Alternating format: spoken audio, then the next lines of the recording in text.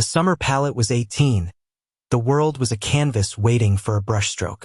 She dreamed of the prestigious Kensington Scholarship, a golden key to a life of creation.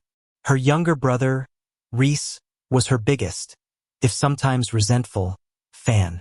The final decision came down to a single meeting. The committee asked about her recent absence from a required community mural project.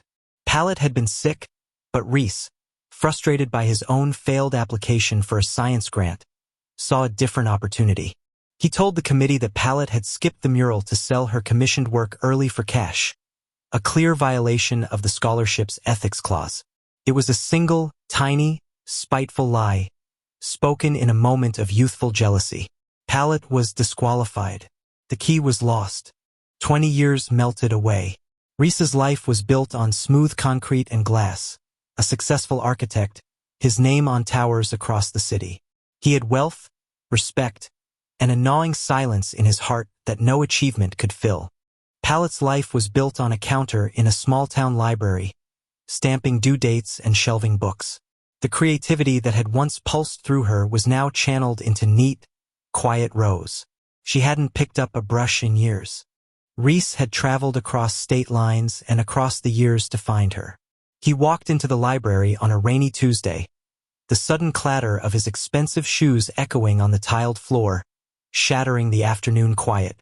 "Hello, Pallet," he said, his voice rusty with disuse. Pallet simply looked at him, her face a carefully constructed wall. "Reese," she replied, the name flat and heavy, like a dropped stone.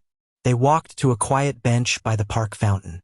20 years of unspoken guilt pressed down on Reese. He looked at the water, clean, transparent, and flowing. He wished he could be like that. "I didn't come here to talk about business or family," Reese finally whispered, his eyes fixed on the pavement. "I came because I need to tell you what really happened with the Kensington Scholarship."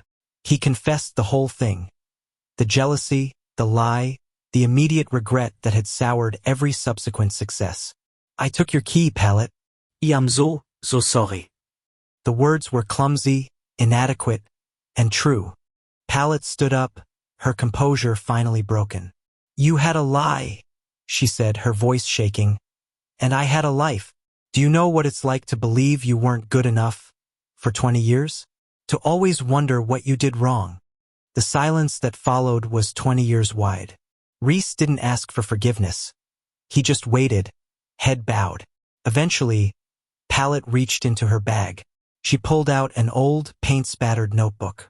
"The life I have," she said quietly, "is the one I'll have to paint now.